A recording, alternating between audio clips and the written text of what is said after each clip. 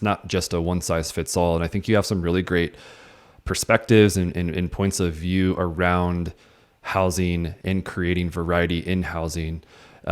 So Clayton, maybe you could start us off here with kind of talking about this segmentation plan we have up on the screen here that is collectively making up all of Indigo. But, you know, it's, as I said, it's not just one thing. There's quite a few options here, and with good reason.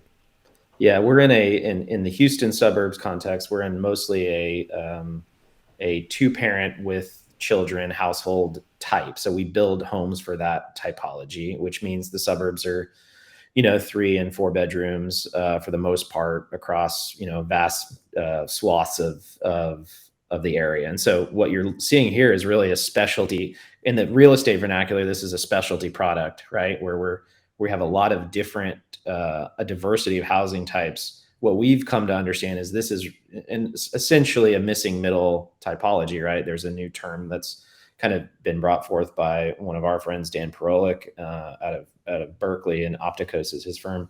But there is a huge market segment that is not served by the current new development that happens, and so we've really studied what housing we can add and what types we can incorporate. And so that's kind of what we're seeing. So you see everything when you look at the square footage range, this will blow a lot of people's minds, right? But you see very small single family detached homes, which is we're calling these a cottage. We'll see some images later on down in the presentation about those, but you see those starting at 800 square feet. And then we go to the sort of suburban range of 3,100 square feet as well, in a single family detached as well. And then you have some attached products. So, at different life stages, people want different housing types. And so starting to see some of these imageries. This is interesting. This is an alley load. So when people traditionally think of alley load, they're much narrower than this. So part of our constraint, but also part of the opportunity for us, was to make an alley look more like a front load home. So you see generous green spaces. These will be landscaped with street trees. So you're starting to blur some of these lines that you typically see in a development pattern. And then some of these live on the street. There's a dual street load. Some of them live on these linear park system that we talked about and showed earlier. And then this is a cottage, right? So, this is an 800 square foot. These happen to be located. There's 17 in our first section. It's located on the farm itself.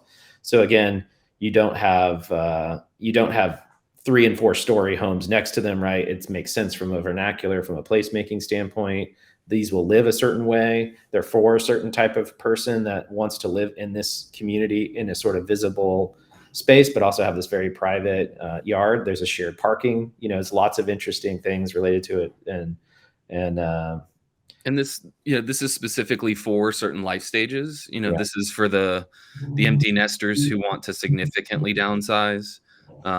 This is for the even aging beyond that. It's also for, young couples who don't want to be in an attached product or renting. These are fee simple for sale homes. And so we think they fit a wide range of family stages and formations. But also they get the affordability down. I mean, this is a small square footage of lot. These lots are 2,100 square feet. So very small. And then the homes running from 800 to 1,400 are very small as well. And so that allows us to get pricing down well below what other communities are. I mean, those may debut at like 60% of the cost of some of the smallest units in other master plan communities in our area. And it's not by sacrificing the quality of the architecture or the quality of the construction. It's simply by reducing the square footages that are contributed to it.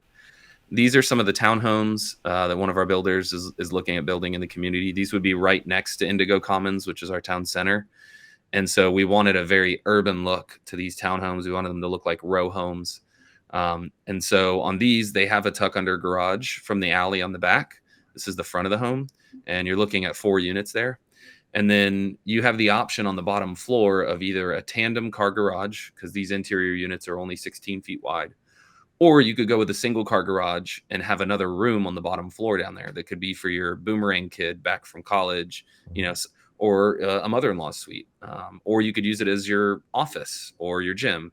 But it's right on the street, opens up right into the public realm there.